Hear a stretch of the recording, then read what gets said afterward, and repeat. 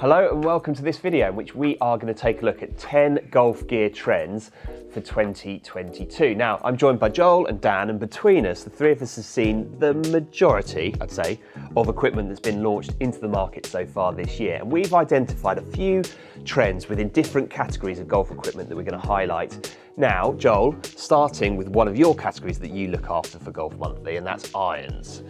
That's right, yeah. So there's two things I've noticed with irons in 2022, Neil, is that the first, in that kind of mid to high handicap sector, the irons generally look a lot better. So brands have really focused on making the iron look as good as it possibly can do on the shelf. And the second thing I've noticed, this is another example, this is the new Callaway Rogue ST Pro, is that from generation to generations that are being launched this year, they've really slimmed down the look of the club. So the profile address is slightly slimmer, even though the technologies are quite similar.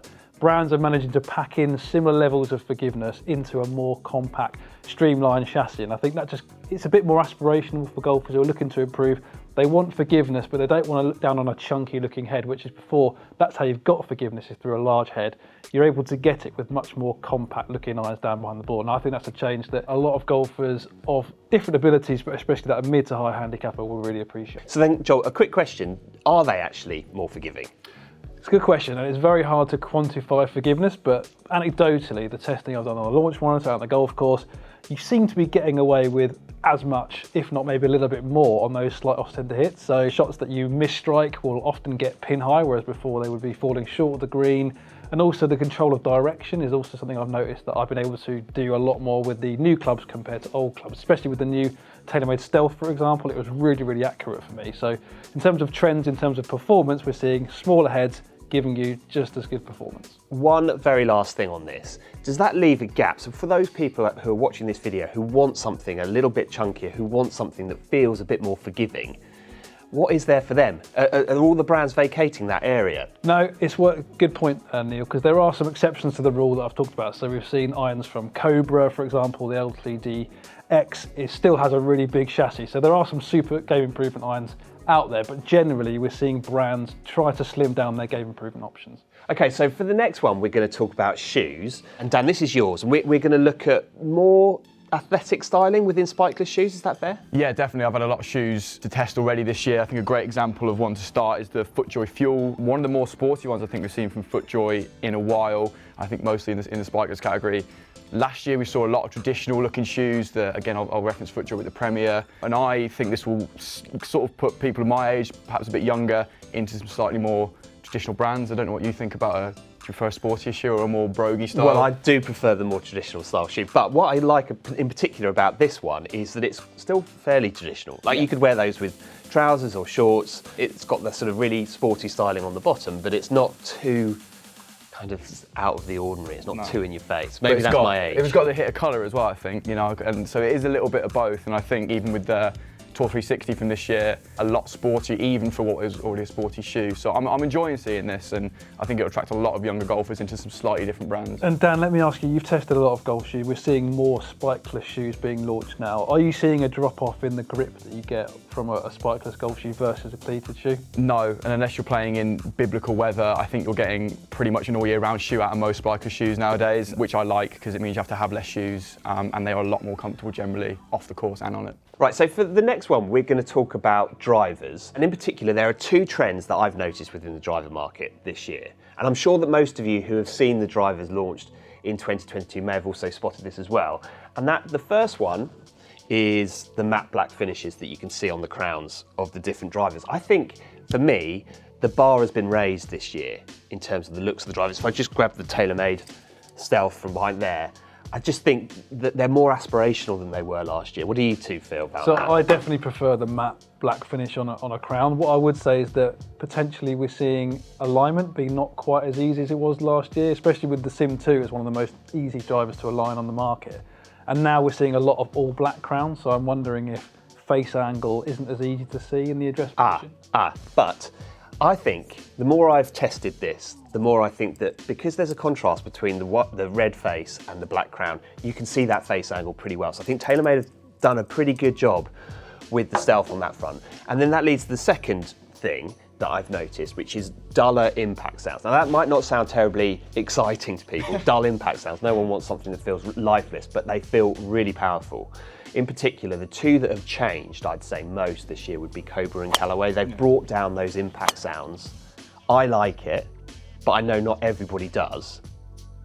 Thoughts on that? I've got a Ping G425 Max. I think it's one of the higher pitch drivers that you can get at the minute.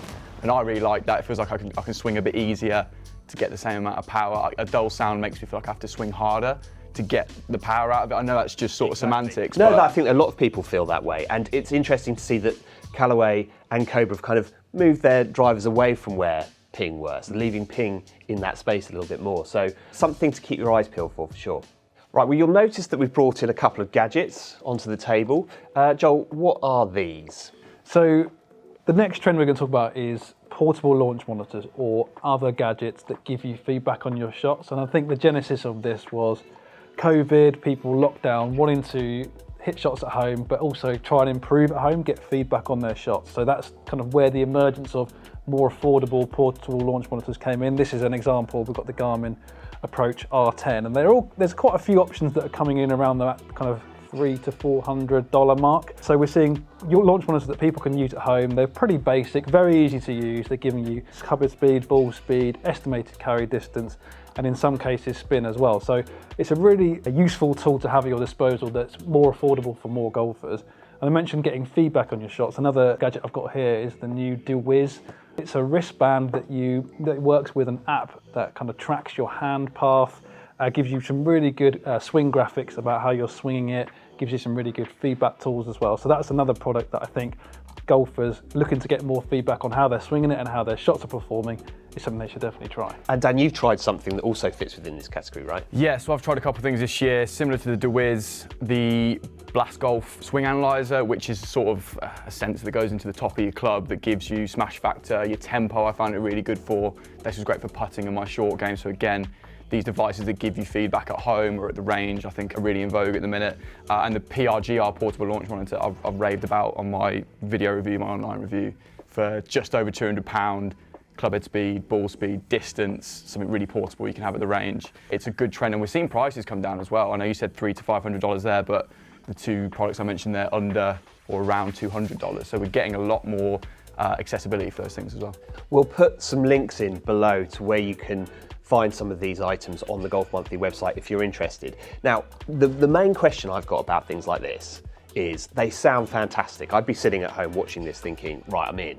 But how accurate are they? Because these, especially the portable launch monitors, they're only as good as how accurate they are. And if they're giving you misleading feedback, that can do you more harm than good. So, do they actually deliver on that front? Yeah, so from the numbers, I've tested some other launch monitors up against much more premium launch monitors, and on most shots, the numbers are very comparable. All I would say is that you do get a few more anomalies on these types of launch monitors. So there'll be the odd shot that completely skews the numbers. And as long as you look out for that and make sure you discount it from the data, generally 9 times out of 10, the shot data is very similar. I think it's very important. If you go into the range and aimlessly hitting balls, you're not really getting a lot of use out of that. So anything that can give you feedback on your performance during a range session is only going to help you improve and understand your game a bit more. Okay, so for our next category, on our next trend, we're going to talk about golf trolleys.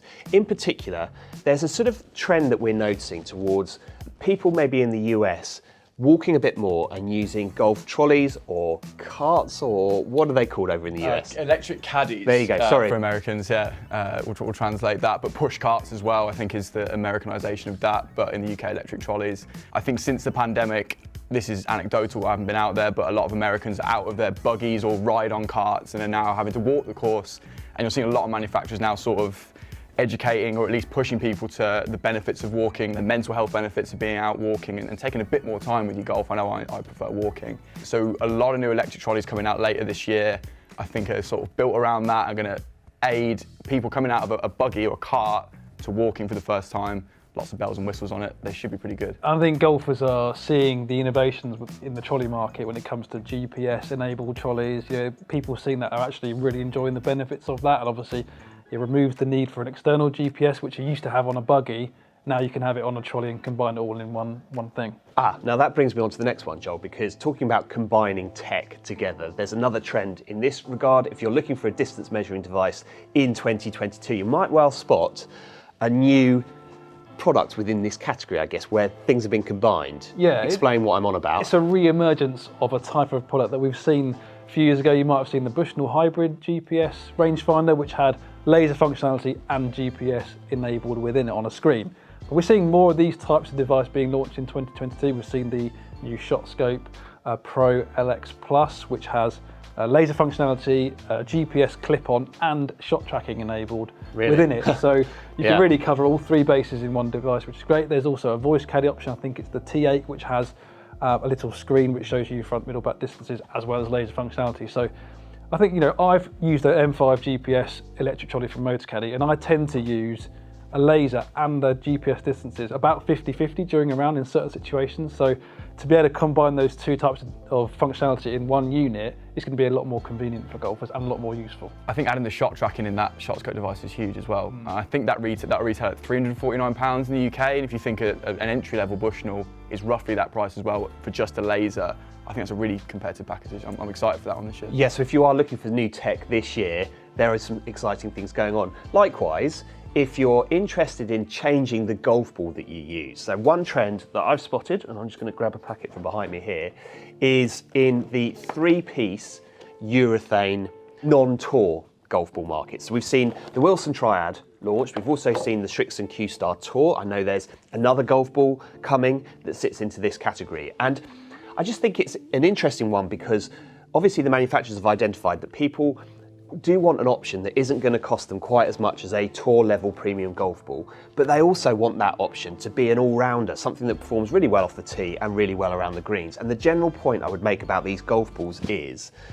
that they do that. They do offer good control into the greens, and they offer plenty of distance and ball speed off the tee, etc. in those areas that you want them to. So if you are in that category, you want an all-rounder, but you don't want to pay the premium price, there are more options coming your way this year. So for the final part of this video, we are going to talk about price and what to expect on that front this year. But before we get onto that, it's important to touch on the fact that we've seen a move towards more sustainable components used in the golf equipment that we're using this year. Dan, what have you seen? Well, I think the climate crisis and our attention on it came to a head last year, and that's definitely flowed over to this year with golf brands using more sustainable materials, sourcing them more sustainably and manufacturing them as such. I know Motorcaddy put a lot of work into this year. Stuff like bamboo tees, little things that we can all do to help, and I think that's happening at a level above us as golfers now as well.